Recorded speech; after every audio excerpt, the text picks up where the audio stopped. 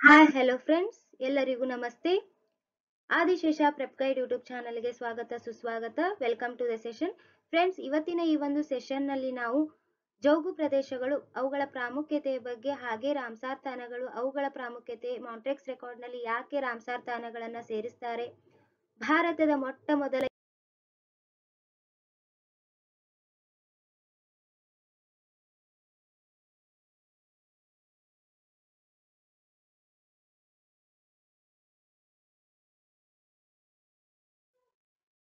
ಜೌಗು ಭೂಮಿ ವೆಟ್ಲ್ಯಾಂಡ್ಸ್. ಏನಿದು ಜೌಗು ಭೂಮಿ ವೆಟ್ಲ್ಯಾಂಡ್ಸ್ ಅಂದ್ರೆ, ಯಾವ ಒಂದು ಪ್ರದೇಶ ನೀರಿನಿಂದ ಆವೃತವಾಗಿರುತ್ತೋ, ಹಾಗೆ ಆ ಒಂದು ಪ್ರದೇಶ ನೀರಿನಿಂದ ತುಂಬಿರುತ್ತೋ, ಸತತವಾಗಿ 7 ದಿನಗಳ ಕಾಲ ತೇವಾಂಶದಿಂದ ಕೂಡಿದ್ರೆ, ಅದು ಋತುಮಾನಿಕವಾಗಿಯೂ ಆಗಿರ್ಬೋದು ಅಥವಾ ಯಾವ್ದಾದ್ರೂ ಒಂದು ಮೂಲದಿಂದಲೂ ಆಗಿರ್ಬೋದು. ಹಂಗಾದಾಗ ಆ ಒಂದು ಪ್ರದೇಶದಲ್ಲಿ ಜೌಗು ಉಂಟಾಗಿ ಮುಂದೆ ಅದು ಜೌಗು ಭೂಮಿ ತಾಣವಾಗಿ ಕನ್ವರ್ಟ್ ಆಗಬಹುದು. ಹಾಗೆ ಅದು ಆ ಒಂದು ಪ್ರದೇಶ 6 ಮೀಟರ್ ಆಳವನ್ನು ಕೂಡ ಹೊಂದಿರಬೇಕಾಗುತ್ತೆ. ಇಂತಹ ಎಲ್ಲ ಗುಣಲಕ್ಷಣಗಳು ಆ ಒಂದು ಪ್ರದೇಶಕ್ಕೆ ಇದ್ರೆ ಅಂತಹ ತಾಣವನ್ನ ನಾವು ಜೌಗು ಭೂಮಿ ತಾಣ ಅಂತ ಕರಿತೀವಿ. ಇಲ್ಲಿ ನಿಮ್ಗೆ ಒಂದು ಪ್ರಶ್ನೆ ಬರ್ಬೋದು, ಯಾವ ಒಂದು ಪ್ರದೇಶ ತೇವದಿಂದ ಕೂಡಿರುತ್ತೋ, ನೀರಿನಿಂದ ಆವೃತವಾಗಿರುತ್ತೋ ಅಂತಹ ಪ್ರದೇಶಗಳೆಲ್ಲವೂ ಜೌಗು ಭೂಮಿ ತಾಣಗಳೇ ಏನಂತ. ಇಲ್ಲ ಫ್ರೆಂಡ್ಸ್, ಎಲ್ಲವೂ ಜೌಗು ಭೂಮಿ ತಾಣಗಳಾಗಿರೋದಿಲ್ಲ. ಯಾವ ಒಂದು ಪ್ರದೇಶ ಜೌಗು ಭೂಮಿ ಪ್ರದೇಶ ಜೀವ ವೈವಿಧ್ಯತೆಯಿಂದ ಕೂಡಿರುತ್ತೋ, ನೈಸರ್ಗಿಕ ಸಂಪನ್ಮೂಲದಿಂದ ಕೂಡಿರುತ್ತೋ, ಜಲಪಕ್ಷಿಗಳಿಗೆ ಆವಾಸ ಸ್ಥಾನಗಳಾಗಿರುತ್ತೋ ಅಂತಹ ಪ್ರದೇಶಗಳನ್ನ ನಾವು ಸಾಮಾನ್ಯವಾಗಿ ಜೌಗು ಭೂಮಿ ಪ್ರದೇಶ ಅಂತ ಕರಿತೀವಿ. ಹಾಗಾದ್ರೆ ಈ ಪ್ರದೇಶಗಳು ಯಾವುದರಿಂದ ಆಗಿರುತ್ತೆ ಅಂದ್ರೆ, ಸಮುದ್ರದ ನೀರಿನಿಂದಲೂ ಆಗಿರಬಹುದು ಅಥವಾ ನದಿ ನೀರಿನಿಂದಲೂ ಆಗಿರಬಹುದು. ಸಿಹಿ ನೀರು, ಉಪ್ಪು ನೀರು ಅಥವಾ ಇವೆರಡರ ಮಿಶ್ರಣದಿಂದಲೂ ಕೂಡ ಇಂತಹ ಪ್ರದೇಶಗಳನ್ನ ರಚಿಸಬಹುದು. ಈ ಒಂದು ಪ್ರದೇಶಗಳು ಕೃತಕವಾಗಿಯೂ ಕೂಡ ತಯಾರಿಸಬಹುದು, ಹಾಗೆ ನೈಸರ್ಗಿಕವಾಗಿಯೂ ಕೂಡ ಇಂತಹ ಪ್ರದೇಶಗಳು ಉಂಟಾಗಬಹುದು. ನೈಸರ್ಗಿಕವಾಗಿ ಅಂದ್ರೆ ಎಲ್ಲಿ ಕರಾವಳಿ ಪ್ರದೇಶ ಇರುತ್ತೋ, ನದಿ, ಹೊಂಡ, ಕೆರೆ, ಸಮುದ್ರ ಇಂತಹ ಪ್ರದೇಶದ ಸುತ್ತಲೂ ಕೂಡ ಇಂತಹ ತಾಣಗಳು ಕಂಡು ಬಂದ್ರೆ ಅವು ನೈಸರ್ಗಿಕವಾದಂತಹ ವೆಟ್ಲ್ಯಾಂಡ್ಸ್ ಅಂತ ಕರಿಬಹುದು. ಹಾಗೆ ಕೃತಕವಾಗಿ ಅಂದ್ರೆ ರೈತ ಏನ್ ಮಾಡ್ತಾನೆ, ತನ್ನ ಕೃಷಿಗಾಗಿ ಫಾರ್ ಇರಿಗೇಷನ್ ಪರ್ಪಸ್ ಒಂದು ನಿರ್ದಿಷ್ಟ ಪ್ರದೇಶದಲ್ಲಿ ನದಿ ನೀರು ಅಥವಾ ಮಳೆ ನೀರನ್ನ ಸ್ಟೋರ್ ಮಾಡ್ತಾ ಹೋಗ್ತಾನೆ. ಸ್ಟೋರ್ ಮಾಡಿ ಮಾಡಿ ಏನಾಗ್ಬಿಡುತ್ತೆ, ಆ ಒಂದು ಪ್ರದೇಶ ಜೌಗು ಭೂಮಿ ಆಗುತ್ತೆ, ತೇವಮಯದಿಂದ ಕೂಡ್ಬಿಡುತ್ತೆ. ನಂತರ ಅದು ಜೌಗು ಭೂಮಿ ತಾಣವಾಗಿ ಕನ್ವರ್ಟ್ ಆಗುತ್ತೆ. ಇಂತಹ ತಾಣಗಳನ್ನು ಕೂಡ ನಾವು ಜೌಗು ಭೂಮಿ ತಾಣಗಳಂತ ಕರಿಬಹುದು. ಹಾಗಾದ್ರೆ ಕೃತಕವಾಗಿಯೂ ಕೂಡ ನಾವು ಇಂತಹ ಪ್ರದೇಶಗಳನ್ನ ಉಂಟು ಮಾಡಬಹುದು, ಹಾಗೆ ನೈಸರ್ಗಿಕವಾಗಿಯೂ ಕೂಡ ಇಂತಹ ಪ್ರದೇಶಗಳನ್ನ ಉಂಟು ಮಾಡಬಹುದು. ಈ ಒಂದು ಪ್ರದೇಶ ಎಂತಹ ಪ್ರದೇಶ ಅಂದ್ರೆ ಎಕೋಟೋನ್ ಪ್ರದೇಶ. ಈ ಒಂದು ವೆಟ್ಲ್ಯಾಂಡ್ಸ್ ಅನ್ನ ನಾವು ಏನಂತ ಕರಿತೀವಿ, ಎಕೋಟೋನ್ ಪ್ರದೇಶ ಅಂತ ಕರಿತೀವಿ. ನಾಟ್ ಓನ್ಲಿ ವೆಟ್ಲ್ಯಾಂಡ್ಸ್, ಇಂತಹ ಹಲವಾರು ರೀತಿಯ ಎಕೋಟೋನ್ ಪ್ರದೇಶಗಳಿವೆ. ಹಾಗಾದ್ರೆ ಎಕೋಟೋನ್ ಅಂದ್ರೆ ಏನು? ಎಕೋಟೋನ್ ಅಂದ್ರೆ 2 ವಿಭಿನ್ನ ಪ್ರದೇಶಗಳಿರ್ತವೆ. ಆ 2 ವಿಭಿನ್ನ ಪ್ರದೇಶಗಳ ನಡುವೆ ಒಂದು ಪರಿವರ್ತನೆಯ ಪ್ರದೇಶ ಕಂಡು ಬರುತ್ತೆ. ಆ ಒಂದು ಪರಿವರ್ತನೆಯ ಪ್ರದೇಶ ಏನು ನಡುವೆ, ಆ 2 ವಿಭಿನ್ನ ಪ್ರದೇಶಗಳ ನಡುವೆ ಏನು ಒಂದು ಪ್ರದೇಶ ಬರುತ್ತೋ ಅದೇ ಎಕೋಟೋನ್. ಈ ಒಂದು ಪ್ರದೇಶವೇ ಎಕೋಟೋನ್. ಹಾಗಾದ್ರೆ ವೆಟ್ಲ್ಯಾಂಡ್ಸ್ ಯಾವ ಒಂದು ಪ್ರದೇಶಗಳ ನಡುವೆ ಬರುತ್ತೆ ಅಂದ್ರೆ, ಭೂಪ್ರದೇಶ ಮತ್ತೆ ನೀರಿನ ಪ್ರದೇಶ. ಇವೆರಡರ ಮಧ್ಯೆ ಈ ವೆಟ್ಲ್ಯಾಂಡ್ಸ್ ಅಥವಾ ಜೌಗು ಭೂಮಿ ತಾಣಗಳು ಕಂಡು ಬರುತ್ತವೆ. ಇವೆರಡರ ನಡುವೆ ಏನು ಕಂಡು ಬರುತ್ತೋ ಅದು ಒಂದು ಟ್ರಾನ್ಸಿಷನ್ ಝೋನ್, ಪರಿವರ್ತನೆ ಪ್ರದೇಶ ಅಂತ ಕರಿಬಹುದು. ಈ ಭೂಪ್ರದೇಶ ಮತ್ತು ನೀರಿನ ಪ್ರದೇಶಗಳಲ್ಲಿ ಎಂತಹ ಸಂಪನ್ಮೂಲಗಳಿರುತ್ತೋ, ಇವೆರಡರಲ್ಲಿ ಎಂತಹ ಸಂಪನ್ಮೂಲಗಳಿರುತ್ತೋ ಅಂತಹ ಎಲ್ಲ ಸಂಪನ್ಮೂಲಗಳು ಕೂಡ ನಾವು ಇಂತಹ ಪ್ರದೇಶಗಳಲ್ಲಿ, ಪರಿವರ್ತನೆ ಪ್ರದೇಶಗಳಲ್ಲಿ ಕಾಣಬಹುದು. ಸೊ ಅದಕ್ಕಾಗಿ ಏನಾಗಿರುತ್ತೆ, ಈ ಒಂದು ಪ್ರದೇಶ ಜೀವ ವೈವಿಧ್ಯತೆಯಿಂದ ಕೂಡಿರುತ್ತೆ, ನೈಸರ್ಗಿಕ ಸಂಪನ್ಮೂಲದಿಂದ ಕೂಡಿರುತ್ತೆ. ಇಂತಹ ಪ್ರದೇಶಗಳನ್ನ ನಾವು ಸಾಮಾನ್ಯವಾಗಿ ಎಕೋಟೋನ್ ಪ್ರದೇಶಗಳಂತ ಕರಿಬಹುದು. ಜೌಗು ಪ್ರದೇಶಗಳಲ್ಲಿ ನಾವು ವಿಧಗಳನ್ನು ಕೂಡ ಕಾಣಬಹುದು. ಒಂದು ಒಳನಾಡು ತೇವಭೂಮಿ, ಇನ್ಲ್ಯಾಂಡ್ ವೆಟ್ಲ್ಯಾಂಡ್, ಇನ್ನೊಂದು ಕರಾವಳಿ ತೇವಭೂಮಿ, ಮರೈನ್ ಆರ್ ಕೋಸ್ಟಲ್ ವೆಟ್ಲ್ಯಾಂಡ್. ಈ ಒಳನಾಡು ತೇವಭೂಮಿ ಎಷ್ಟು ಪ್ರಮಾಣದ ಪ್ರದೇಶವನ್ನ ಹೊಂದಿರುತ್ತೆ ಅಂದ್ರೆ 40 to 45% ಆರ್ 69% ಅನ್ನ ಹೊಂದಿರುತ್ತೆ. ಹಾಗೆ ಕರಾವಳಿ ತೇವಭೂಮಿ 27% ಅನ್ನ ಹೊಂದಿದೆ. ಇಲ್ಲಿ ಒಂದು ಕ್ವಶನ್ ಆಗಬಹುದು ನಿಮ್ಗೆ ಮುಂದಿನ ಒಂದು ಪರೀಕ್ಷೆಗಳಲ್ಲಿ, ಒಳನಾಡು ತೇವಭೂಮಿ ಕರಾವಳಿ ತೇವಭೂಮಿಗಿಂತ ಹೆಚ್ಚಿನ ಪ್ರಮಾಣದ ಪ್ರದೇಶವನ್ನ ಹೊಂದಿದೆ ಅಂದ್ರೆ ಎಸ್ ಅಂತ ಹೇಳ್ಬೋದು.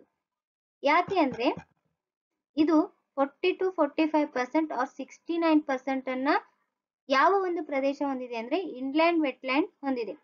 ಕರಾವಳಿ ತೇವಭೂಮಿ 27% ಅನ್ನ ಹೊಂದಿದೆ. ಹಾಗೆ ಇಲ್ಲಿ ಸಿಹಿ ನೀರು ತೇವಭೂಮಿ, ಉಪ್ಪು ನೀರು ತೇವಭೂಮಿ, ಬಾಕ್ಸ್, ಮಾರ್ಷಸ್, ಮ್ಯಾಂಗ್ರೋವ್ಸ್ ಕೂಡ ಈ ಒಂದು ಪ್ರದೇಶಗಳಲ್ಲಿ ಕಾಣಬಹುದಾಗಿದೆ. ಹಾಗಾದ್ರೆ ಈ ಒಂದು ಪ್ರದೇಶದ ಪ್ರಾಮುಖ್ಯತೆ ಏನು ಅಂತ ನೋಡೋಣ. ಈ ಒಂದು ಪ್ರದೇಶದಲ್ಲಿ ಜಲಪಕ್ಷಿಗಳು ಕಂಡು ಬರ್ತವೆ. ಈ ಒಂದು ಪ್ರದೇಶನೇ ಜಲಪಕ್ಷಿಗಳಿಗೆ ಆವಾಸ ಸ್ಥಾನ.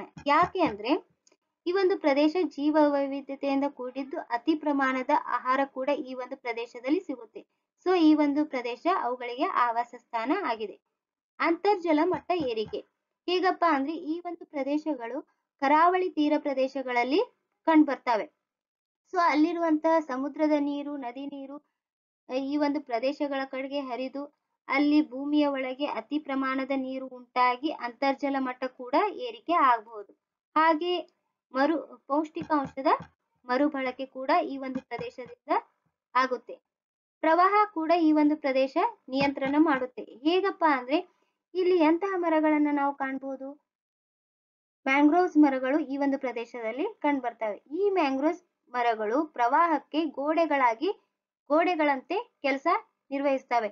ಹೇಗಪ್ಪ ಅಂದ್ರೆ ಪ್ರವಾಹ ಮುಂದೆ ಹೋಗದ ಹಾಗೆ ಅಲ್ಲೇ ತಡೆವೊಡ್ಡುವಂತ ಕೆಲಸ ಈ ಒಂದು ಜೌಗು ಪ್ರದೇಶಗಳಲ್ಲಿರುವಂತಹ ಮ್ಯಾಂಗ್ರೋವ್ಸ್ ಕಾಡುಗಳು ಮಾಡೋದ್ರಿಂದ ಈ ಒಂದು ಪ್ರವಾಹವನ್ನ ಅಲ್ಲಿಯೇ ನಿಯಂತ್ರಿಸಬಹುದು. ಇನ್ನೊಂದು ಪ್ರಾಮುಖ್ಯತೆ ಅತಿ ಇಂಪಾರ್ಟೆಂಟ್ ಆಗಿದೆ. ಇದು ಮಣ್ಣಿನ ಫಲವತ್ತತೆ ಕೂಡ ಹೆಚ್ಚಿಸಬಹುದು. ಹೇಗಪ್ಪ ಅಂದ್ರೆ ಮಣ್ಣಿನಲ್ಲಿ ಅತಿ ಪ್ರಮಾಣದಂತಹ ಹೆವಿ ಮೆಟಲ್ಸ್ ಇರಬಹುದು, ಹಾಗೆ ಪೋಷಕಾಂಶಗಳನ್ನ ಹೊಂದಿರಬಹುದು. ಈ ಒಂದು ಅತಿಯಾದ ಪೋಷಕಾಂಶಗಳನ್ನ ಹೆವಿ ಮೆಟಲ್ಸ್ ಗಳನ್ನ ಅಲ್ಲಿರುವಂತ ಸಸ್ಯಗಳು ಹೀರ್ಕೊಳ್ಳೋದ್ರ ಮೂಲಕ ಮಣ್ಣಿನ ಫಲವತ್ತತೆ ಗುಣಮಟ್ಟತೆಯನ್ನು ಕೂಡ ಹೆಚ್ಚಿಸಬಹುದು. ಇವುಗಳ ಪ್ರಾಮುಖ್ಯತೆ. ಹಾಗಾದ್ರೆ ಈ ಜೌಗು ಪ್ರದೇಶಗಳ ಅಧ್ಯಯನಕ್ಕೆ ಏನಂತ ಕರಿತೀವಿ ಅಂದ್ರೆ ಫುಲುಡೋಲಜಿ. ಜೌಗು ಪ್ರದೇಶಗಳ ಅಧ್ಯಯನಕ್ಕೆ ಫುಲುಡೋಲಜಿ ಅಂತ ಕರಿತೀವಿ. ಹಾಗಾದ್ರೆ ಈ ಒಂದು ಜೌಗು ಪ್ರದೇಶಗಳಿಂದ ಬಿಡುಗಡೆಯಾಗುವಂತಹ ಅನಿಲ ಮೀಥೇನ್. ಸಾಮಾನ್ಯವಾಗಿ ಗದ್ದೆ ಪ್ರದೇಶಗಳಲ್ಲಿ ಈ ಒಂದು ಅನಿಲ ಬಿಡುಗಡೆ ಆಗುತ್ತೆ. ಗದ್ದೆ ಪ್ರದೇಶ ಕೂಡ ಒಂದು ರೀತಿಯ ವೆಟ್ಲ್ಯಾಂಡ್. ಹಾಗಾದ್ರೆ ಜೌಗು ಅನಿಲ ಯಾವುದು? ಮೀಥೇನ್. ವಿಶ್ವ ಜೌಗು ದಿನವನ್ನ ನಾವು ಯಾವ ದಿನ ಆಚರಿಸ್ತೀವಿ ಅಂದ್ರೆ ಫೆಬ್ರವರಿ 2. ಪ್ರತಿ ವರ್ಷ ನಾವು ಫೆಬ್ರವರಿ 2ರಂದು ಈ ವಿಶ್ವ ಜೌಗು ದಿನವನ್ನ ಆಚರಿಸ್ತೀವಿ. ಯಾವ ವರ್ಷದಿಂದ ನಾವು ಈ ಒಂದು ದಿನವನ್ನ ಆಚರಿಸ್ತೀವಿ ಅಂದ್ರೆ 1997. ಅಂದ್ರೆ ಫಸ್ಟ್ ಟೈಮ್ ನಾವು 1997ರಲ್ಲಿ ಈ ಒಂದು ದಿನವನ್ನ ಆಚರಿಸಿದೀವಿ. ಹಾಗಾದ್ರೆ ಈ ವರ್ಷದ 2025ರ ವರ್ಲ್ಡ್ ವೆಟ್ಲ್ಯಾಂಡ್ ಡೇ ಥೀಮ್ ಏನಾಗಿತ್ತು ಅಂದ್ರೆ protecting wetland for our common future. ಇದು ಈ ವರ್ಷದ theme, protecting wetland for our common future. ಈ ಚಿತ್ರವನ್ನ ಗಮನಿಸಿ. ಇವೆಲ್ಲವೂ ಕೂಡ ಜೌಗು ಭೂಮಿ ತಾಣಗಳೇ ಆಗಿವೆ. ಈ ಒಂದು ಜೌಗು ಭೂಮಿ ತಾಣಗಳು ಜೀವ ವೈವಿಧ್ಯತೆಯನ್ನ ಹೊಂದಿದೆ, ಹಾಗೆ ಪೌಷ್ಟಿಕಾಂಶದ ಮರುಪೂರಣ ಮಾಡ್ತವೆ, ಪ್ರವಾಹವನ್ನ ನಿಯಂತ್ರಿಸ್ತವೆ. ಇವೇ ಮ್ಯಾಂಗ್ರೋವ್ ಕಾಡುಗಳು. ಇವುಗಳು ಈ ಒಂದು ಪ್ರದೇಶದಲ್ಲಿದ್ದು ಪ್ರವಾಹವನ್ನ ನಿಯಂತ್ರಿಸುವ ಕಾರ್ಯವನ್ನ ಮಾಡ್ತವೆ. ಹಾಗೆ ಜಲವಾಸಿ ಪಕ್ಷಿಗಳಿಗೆ ಆವಾಸ ಸ್ಥಾನಗಳಾಗಿವೆ, ಅಂತರ್ಜಲ ಮಟ್ಟವನ್ನ ಏರಿಕೆ ಮಾಡ್ತವೆ. ಇಷ್ಟೆಲ್ಲ ಪ್ರಾಮುಖ್ಯತೆಯನ್ನ ಹೊಂದಿರುವಂತ ಈ ಪ್ರದೇಶಗಳನ್ನ ಸಂರಕ್ಷಣೆ ಮಾಡೋದು ನಮ್ಮೆಲ್ಲರ ಕರ್ತವ್ಯ.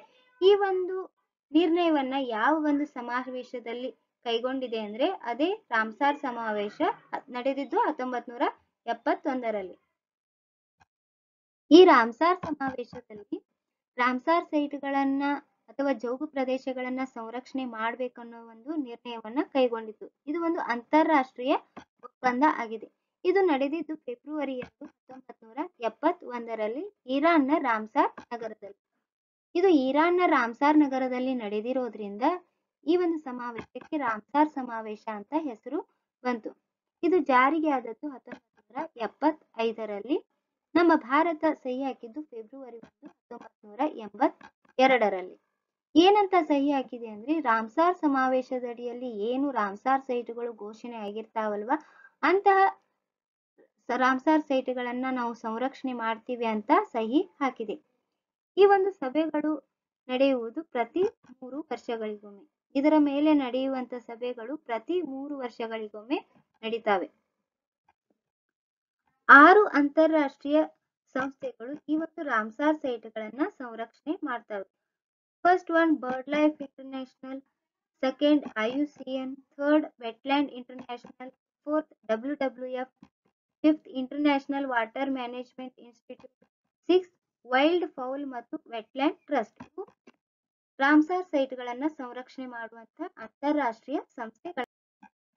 ಈ ರಾಮ್ಸಾರ್ ಪಟ್ಟಿಗೆ ಸೇರಿದಂತಹ ಭಾರತದ ಮೊದಲ ತಾಣಗಳು ಯಾವುವು ಎಂದರೆ ಚಿಲ್ಕಾ ಸರೋವರ, ಇದಿರೋದು ಒರಿಸ್ಸಾ ರಾಜ್ಯದಲ್ಲಿ.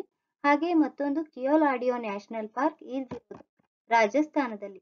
ಹಾಗಾದ್ರೆ ಈ ಒಂದು ತಾಣಗಳು ಯಾವ ಒಂದು ಇಯರ್ ಅಲ್ಲಿ ಘೋಷಣೆ ಆಗಿವೆ ಅಂದ್ರೆ ಆಗಸ್ಟ್ 1981ರಲ್ಲಿ. ಹಾಗಾದ್ರೆ ಭಾರತದಲ್ಲಿರುವಂತ ಒಟ್ಟು ರಾಮ್ಸಾರ್ ಪ್ರದೇಶಗಳು 85. ಒಟ್ಟು 85 ರಾಮ್ಸಾರ್ ತಾಣಗಳಿವೆ. ಅದರಲ್ಲಿ largest Ramsar site in India, ಯಾವ ಒಂದು ರಾಮ್ಸಾರ್ ಸೈಟ್ ಅತಿ ದೊಡ್ಡದಾಗಿದೆ ಅಂದ್ರೆ ವೆಸ್ಟ್ ಬೆಂಗಾಲ್ನಲ್ಲಿರುವಂತ ಸುಂದರ್ಬನ್, ಇದು ಅತಿ ದೊಡ್ಡದಾದಂತ ರಾಮ್ಸಾರ್ ಸೈಟ್. ಅತಿ ಉದ್ದವಾಗಿರೋದು ವೆಂಬನಾಡ್, ಇದಿರೋದು ಕೇರಳ ರಾಜ್ಯದಲ್ಲಿ. ಹಾಗೆ ಚಿಕ್ಕದಾಗಿರೋದು ರೇಣುಕಾ ಲೇಕ್ ಹಿಮಾಚಲ್ ಪ್ರದೇಶದಲ್ಲಿದೆ. ವರ್ಲ್ಡ್ ನಲ್ಲಿ ವಿಶ್ವದಲ್ಲೇ ಮೊದಲ ಒಂದು ರಾಮ್ಸಾರ್ ಸೈಟ್ ಯಾವುದಂದ್ರೆ ಆಸ್ಟ್ರೇಲಿಯಾದಲ್ಲಿರುವಂತ ಕೋಬರ್ಗ್ ಪೆನಿನ್ಸುಲಾ, ಇದು ವಿಶ್ವದಲ್ಲಿಯೇ ಮೊದಲ ಒಂದು ರಾಮ್ಸಾರ್ ತಾಣ. ಮಾಂಟ್ರೆಕ್ಸ್ ರೆಕಾರ್ಡ್, ಏನಿದು ಮಾಂಟ್ರೆಕ್ಸ್ ರೆಕಾರ್ಡ್ ಅಂದ್ರೆ ಯಾವ ಒಂದು ರಾಮ್ಸಾರ್ ಸೈಟ್ಗಳು ಅಂತಾರಾಷ್ಟ್ರೀಯ ಒಪ್ಪಂದದಿಂದ ಘೋಷಣೆಯಾಗಿರುವಂತ ರಾಮ್ಸಾರ್ ಸೈಟ್ಗಳು, ಇವುಗಳು ಮಾನವನ ಅತಿಯಾದ ಚಟುವಟಿಕೆಯಿಂದನೋ ಅಥವಾ ಅತಿ ಮಾಲಿನ್ಯದಿಂದನೋ ದಿನದಿಂದ ದಿನಕ್ಕೆ ಅವುಗಳ ನಾಶ ಆಗ್ತಾನೆ ಹೋಗ್ತಿರುತ್ತೆ. ಇಂತಹ ರಾಮ್ಸಾರ್ ಸೈಟ್ಗಳನ್ನ ಗುರುತಿಸಿ ಮಾಂಟ್ರೆಕ್ಸ್ ರೆಕಾರ್ಡ್ಗೆ ಸೇರಿಸ್ತಾರೆ, ಸೊ ಅವುಗಳ ರಕ್ಷಣೆಗಾಗಿ. ಹಾಗಾದ್ರೆ ಟೋಟಲ್ ಆಗಿ ಎಷ್ಟು ವೆಟ್ಲ್ಯಾಂಡ್ಗಳು ಈ ಒಂದು ಮಾಂಟ್ರೆಕ್ಸ್ ರೆಕಾರ್ಡ್ಗೆ ಸೇರಿವೆ ಅಂದ್ರೆ ಟೋಟಲ್ ಆಗಿ 48 ವೆಟ್ಲ್ಯಾಂಡ್ಗಳು.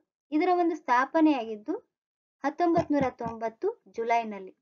ಹಾಗಾದ್ರೆ ನಮ್ಮ ಭಾರತದಿಂದ ಈ ಒಂದು ಮಾಂಟ್ರೆಕ್ಸ್ ರೆಕಾರ್ಡ್ಗೆ ಸೇರಿದಂತ ರಾಮ್ಸಾರ್ ಸೈಟ್ಗಳು ಕಿಯೋಲಾಡಿಯೋ ನ್ಯಾಷನಲ್ ಪಾರ್ಕ್ ರಾಜಸ್ಥಾನ್, ಹಾಗೆ ಲೋಕ್ಟಕ್ ಸರೋವರ ಮಣಿಪುರ್, ಈ ಎರಡು ರಾಮ್ಸಾರ್ ಸೈಟ್ಗಳನ್ನ ಮಾಂಟ್ರೆಕ್ಸ್ ರೆಕಾರ್ಡ್ಗೆ ಸೇರಿಸಿದ್ದಾರೆ. ಚಿಲ್ಕಾ ಸರೋವರ ಕೂಡ ಸೇರಿತ್ತು, ಈಗ ಈ ಒಂದು ಚಿಲ್ಕಾ ಸರೋವರನ್ನ ತೆಗೆದು ಹಾಕಲಾಗಿದೆ. ಕರ್ನಾಟಕದಲ್ಲಿರುವಂತ ಒಟ್ಟು ರಾಮ್ಸಾರ್ ಪ್ರದೇಶಗಳ ಸಂಖ್ಯೆ 4. ಅದರಲ್ಲಿ 2022ರಲ್ಲಿ ಘೋಷಣೆಯಾಗಿರುವಂತಹ ರಂಗನತಿಟ್ಟು ಪಕ್ಷಿಧಾಮ, ಇದು ಮೊಟ್ಟ ಮೊದಲ ರಾಮ್ಸಾರ್ ತಾಣ, ಇದು ಮಂಡ್ಯ ಜಿಲ್ಲೆಯಲ್ಲಿದೆ.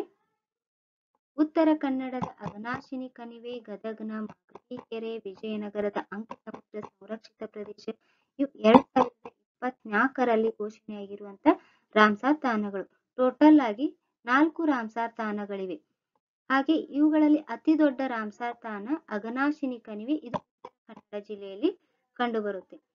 ಭಾರತದ ಯಾವ ರಾಜ್ಯ ಅತಿ ಹೆಚ್ಚಾಗಿ ರಾಮ್ಸಾರ್ ಸೈಟ್ಗಳನ್ನ ಹೊಂದಿದೆ ಅಂದ್ರೆ ಅದು ತಮಿಳುನಾಡು ರಾಜ್ಯ. ಟೋಟಲ್ ಆಗಿ 18 ರಾಮ್ಸಾರ್ ತಾಣಗಳನ್ನ ಹೊಂದಿದೆ. ಉತ್ತರ ಪ್ರದೇಶ 10 ರಾಜ್ಯಗಳನ್ನ ಹೊಂದಿ 2ನೇ ಸ್ಥಾನವನ್ನ, ಹಾಗೆ ಒಡಿಸ್ಸಾ 6 ರಾಮ್ಸಾರ್ ತಾಣಗಳನ್ನ ಹೊಂದಿ 3ನೇ ಸ್ಥಾನವನ್ನ ಪಡೆದಿದೆ. ಅತಿ ಹೆಚ್ಚಾಗಿ ಯಾವ ಒಂದು ದೇಶ ರಾಮ್ಸಾರ್ ತಾಣಗಳನ್ನ ಹೊಂದಿದೆ ಅಂದ್ರೆ ಯುನೈಟೆಡ್ ಕಿಂಗ್ಡಮ್. ಟೋಟಲ್ ಆಗಿ 175 ರಾಮ್ಸಾರ್ ತಾಣಗಳನ್ನ ಹೊಂದಿ ಅತಿ ಹೆಚ್ಚಾಗಿ ರಾಮ್ಸಾರ್ ತಾಣಗಳನ್ನ ಹೊಂದಿದ ದೇಶ ಅಂತ ಹೆಸರು ಪಡೆದಿದೆ. ಇತ್ತೀಚೆಗೆ ಭಾರತದ ವೆಟ್ಲ್ಯಾಂಡ್ ಮಾನ್ಯತೆ ಪಡೆದ ನಗರಗಳನ್ನ ಘೋಷಣೆ ಮಾಡಿದ್ರು. ಇವು ಭಾರತದ ಮೊದಲ ವೆಟ್ಲ್ಯಾಂಡ್ ಮಾನ್ಯತೆ ಪಡೆದ ನಗರಗಳಾಗಿವೆ, ಇಂದೋರ್ ಮತ್ತು ಉದಯ್ಪುರ್. ಟೋಟಲ್ ಆಗಿ ಒಟ್ಟು 31 ವಿಶ್ವದಲ್ಲಿಯೇ ಒಟ್ಟು 31 ವೆಟ್ಲ್ಯಾಂಡ್ ಮಾನ್ಯತೆ ಪಡೆದ ನಗರಗಳಿವೆ. ಇದರ ಉದ್ದೇಶ ಏನಪ್ಪಾ ಅಂದ್ರೆ ಸುಸ್ಥಿರ ನಗರ ಬೆಳವಣಿಗೆಯನ್ನ ಉತ್ತೇಜಿಸುವುದು, ಹಾಗೆ ತೇವಭೂಮಿ ಸಂರಕ್ಷಣೆಗೆ ಆದ್ಯತೆ ನೀಡುವ ನಗರಗಳ ಜಾಗತಿಕ ಅಂಗೀಕಾರ. ಹೀಗಂದ್ರೆ ಈ ನಗರಗಳ ಸುತ್ತಮುತ್ತ ಇರುವ ತೇವಭೂಮಿ ಪ್ರದೇಶಗಳನ್ನ ಸಂರಕ್ಷಣೆ ಮಾಡೋದು, ಅದರ ಜೊತೆಗೆ ಆ ನಗರಗಳ ಅಭಿವೃದ್ಧಿ ಬೆಳವಣಿಗೆಯನ್ನ ಕೂಡ ಮಾಡೋದು, ಹಚ್ಚ ಹಸಿರಿನಿಂದ ಕೂಡಿದ್ದು ಸ್ವಚ್ಛತೆಯನ್ನ ಕಾಪಾಡೋದು ಕೂಡ ಇದರ ಒಂದು ಉದ್ದೇಶ ಆಗಿದೆ. ಈ ಇಂದೋರ್ ಮತ್ತು ಉದಯ್ಪುರ್ ನಗರಗಳ ಜೊತೆ ಭೂಪಾಲ್ ಕೂಡ ನಾಮಿನೇಟ್ ಆಗಿದ್ದು ಪ್ರಪೋಸಲ್ ಮಾಡಿದ್ದು ಪರಿಸರ, ಅರಣ್ಯ ಮತ್ತು ಹವಾಮಾನ ಬದಲಾವಣೆ ಸಚಿವಾಲಯದವರು. ಆದ್ರೆ ಈ ಭೂಪಾಲನ್ನ ಕೈಬಿಟ್ಟು ಕೇವಲ ಇಂದೋರ್ ಮತ್ತು ಉದಯ್ಪುರ್ ನಗರಗಳು ಭಾರತದ ಮೊದಲ ವೆಟ್ಲ್ಯಾಂಡ್ ಮಾನ್ಯತೆ ಪಡೆದ ನಗರಗಳಂತ ಘೋಷಣೆ ಮಾಡಿದ್ದಾರೆ. ಇದಿಷ್ಟು ಇವತ್ತಿನ ಒಂದು ಸೆಷನ್ ಆಗಿದ್ದು, ಮುಂದಿನ ಒಂದು ಸೆಷನ್ನಲ್ಲಿ ನಾನು ಇನ್ನಷ್ಟು ಮಾಹಿತಿಯನ್ನು ತೆಗೆದುಕೊಂಡು ಬರ್ತಾ ಅಂತ ಹೇಳಿ ಇವತ್ತಿನ ಸೆಷನ್ನ ಕಂಪ್ಲೀಟ್ ಮಾಡ್ತಿದ್ದೀನಿ. ಪ್ಲೀಸ್ ಸಬ್ಸ್ಕ್ರೈಬ್ ಮಾಡಿ, ಲೈಕ್ ಮಾಡಿ, ಶೇರ್ ಮಾಡಿ. Thank you.